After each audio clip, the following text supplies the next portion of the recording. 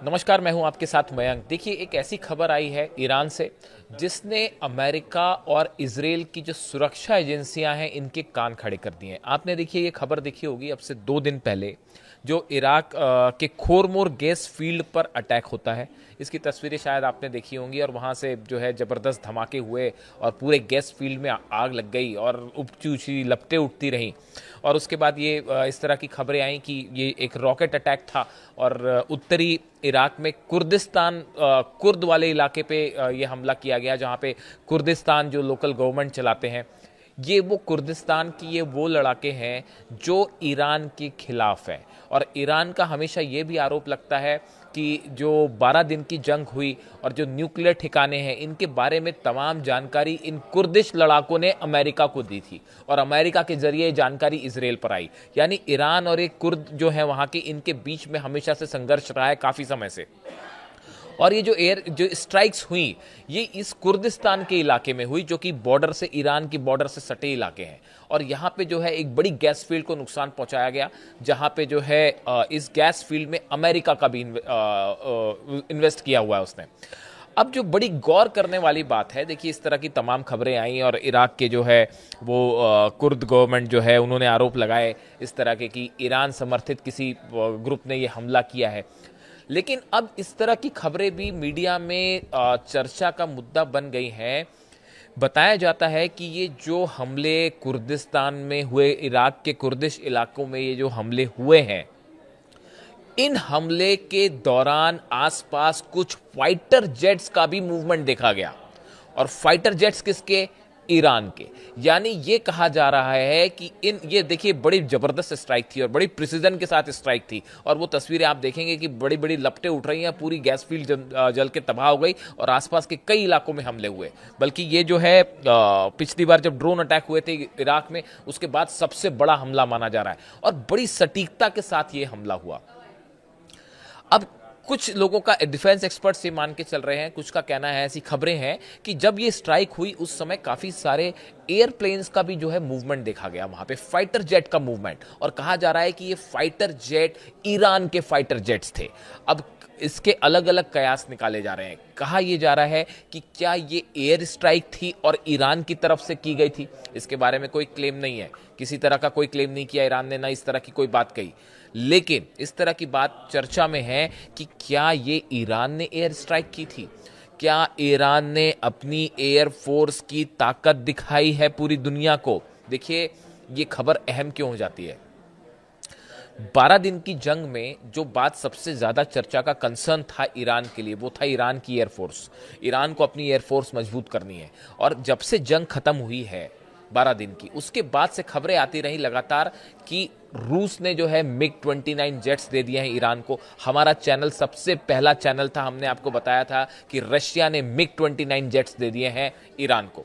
हमने आपको सबसे पहले ये बात बताई थी कि एक बड़ा कार्गो प्लेन ईरान पहुंचा है, जिसमें बताया जा रहा है कि सुखोई 35 Su-35 प्लेन के असेंबल पार्ट्स हो सकते हैं, जिन्हें असेंबल करके एक जेट में डेवलप कर लिया जाएगा ईरान में। यानी कि गुपचुप तरीके से जो है रूस ने जो है अपना सुखोई 35 जेट भी दे दिया है। इस तरह की खबरें हैं। J-10 चाइना का जो फाइटर जेट है उसको लेकर भी खबरें हैं, लेकिन अभी इसकी पूरी पुष्टि नहीं है। तो देखिए ये कहा जा रहा है, कुछ एयर एक्सपर्ट्स से मान के चल रहे हैं कि ये जो नए प्लेन्स मिले हैं ईरान को, ईरान ने इसका एक प्रकार का टेस्ट किया। कुर्दिश जो उसके दुश्मन हैं उन इलाकों पे ईरान ने अपने नए फाइटर जेट से एयर स्ट्राइक करी। यह एक प्रकार की वॉर एक्सरसाइज थी, ये दिखाने की कोशिश थी। और खुद ईरान इस बात को देखना चाहता था कि उसके पायलट्स कितने प्रिसीजन के साथ स्ट्राइक कर सकते हैं, उसके जो नए फाइटर जेट्स आए हैं वो कितने सक्षम है। ऐसा कई सारे एक्सपर्ट्स का दावा है। देखिए मैं फिर रिपीट कर रहा हूं, इसका भी कंफर्मेशन नहीं है, इसकी तरफ से ईरान ने कोई क्लेम किया हो ऐसा नहीं है, या किसी एजेंसी ने इसको जो है इसके बारे में कोई पुख्ता सबूत दिया हो ऐसा नहीं है। लेकिन ये चर्चा का मुद्दा बना हुआ है इंटरनेट पर, सोशल मीडिया में, खासकर एविएशन से जुड़े जो कि वॉर इंडस्ट्री है वो बड़े माइन्यूटली काम करती है। कि देखिए जब भी कोई भी स्ट्राइक होती है उस स्ट्राइक के बाद उसमें क्या वेपन्स यूज हुए, कौन सी मिसाइल्स यूज हुई, वो आईसीबीएम थी या वो बैलिस्टिक मिसाइल थी, कौन सी टेक्नोलॉजी का परीक्षण हुआ है, जब भी कोई टेस्ट होता है तो ये तमाम चीज़ें चर्चा का मुद्दा बनती है। किसी भी फाइटर जेट से रिलेटेड कोई भी खबर आती है तो वो भी एक प्रकार से जो है एक डिफेंस इंडस्ट्री जो है उसको एनालाइज करने लगती है। अब ये कहा जा रहा है कि ये जो हमले हुए इराक के खोरमुर गैस फील्ड पर, ये जो है इसके दौरान ईरान के फाइटर जेट्स ने टेक ऑफ किया सीमा के पास। यानी क्या ये माना जाए कि ये हमले ईरान ने अपने फाइटर जेट से किए हैं?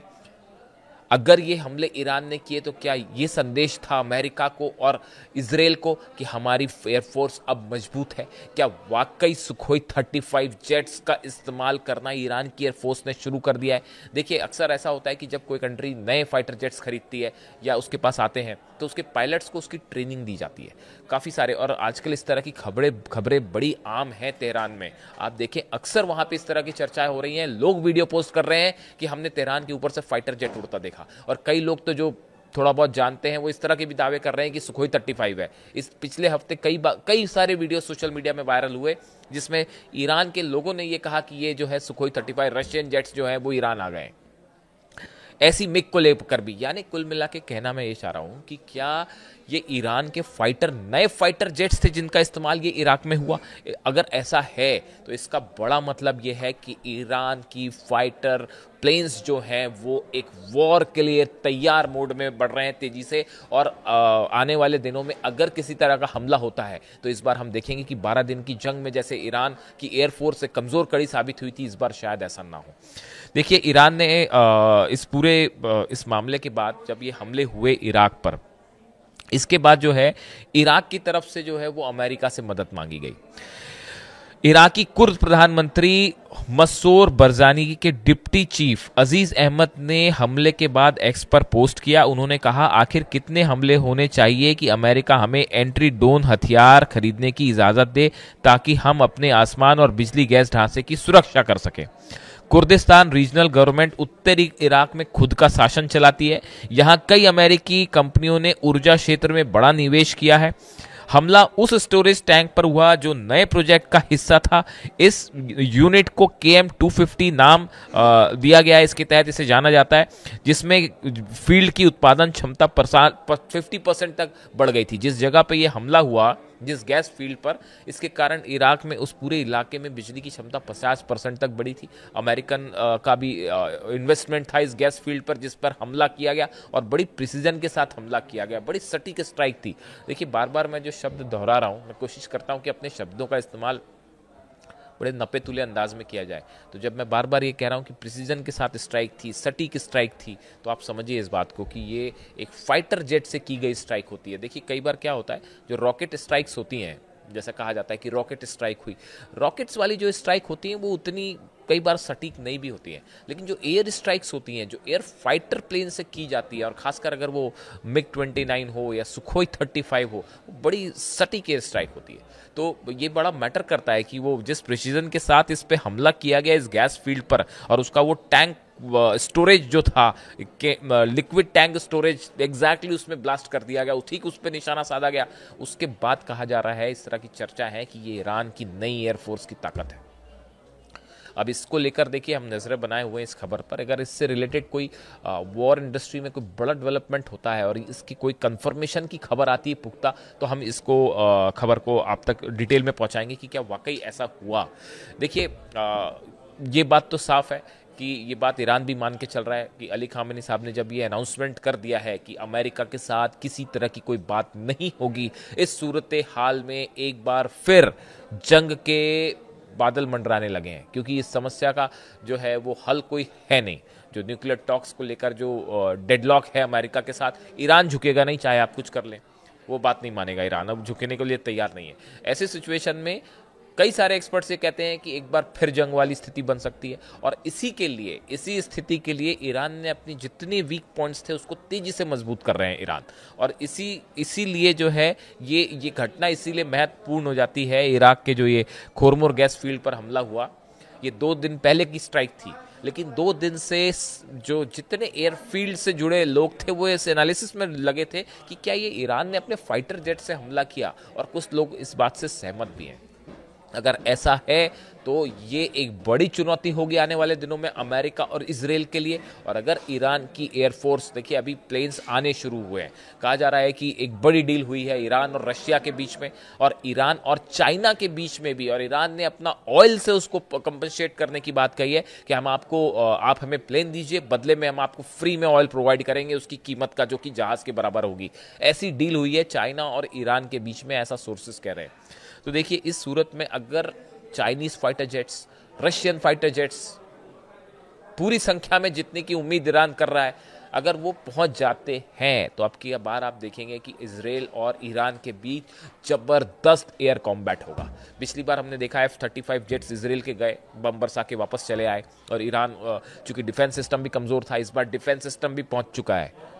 S-400 भी पहुंचने के दावे हो रहे हैं। मैं बार बार रिपीट कर रहा हूं इसको कि S-400 सिस्टम जो है, ऐसा बताया जा रहा है क्योंकि वो इस्फहान में एक मिसाइल टेस्ट जो हुआ था, उसमें जो इस मिसाइल का इस्तेमाल हुआ था वो S-400 डिफेंस सिस्टम में इस्तेमाल होती है। इसलिए इस बात को जो है डिफेंस इंडस्ट्री पुख्ता मान के चल रही है। देखिए दो चीजें होती है, एक होता है खबरों का ऑफिशियल अनाउंसमेंट होता है, कोई भी देश जो है खुद अनाउंस करता है या कोई डील होती है, और एक होता है सब कुछ गुपचुप तरीके से पर्दे के पीछे चलता है और उसके बारे में कंफर्मेशंस जो हैं वो एक, उसका कोई ऑथेंटिक प्रूफ नहीं होता, लेकिन वो चर्चा में शामिल हो जाती हैं और एक्सपर्ट से मान के चलते हैं कि हाँ वाकई ऐसा हो चुका है। इस कैटेगरी में S-400 को ये मान के चला जा रहा है कि वो ईरान पहुंच चुका है, और ये जो संकेत है ये परफेक्ट एग्जांपल इस बात का, जो इराक में स्ट्राइक्स हुई जिसके बाद इस तरह की खबर आई कि ये ईरान के फाइटर जेट्स ने टेक ऑफ किया था उस दौरान ही। तो अगर ऐसा है तो ये ईरान की एयरफोर्स की मजबूती की ओर बड़ा इशारा करता है, जो बड़ा चुनौती होगा इसराइल के लिए। इससे जुड़ा कोई भी कंफर्मेशन, कोई भी अपडेट आएगा आप तक पहुंचाएंगे। Thank you so much.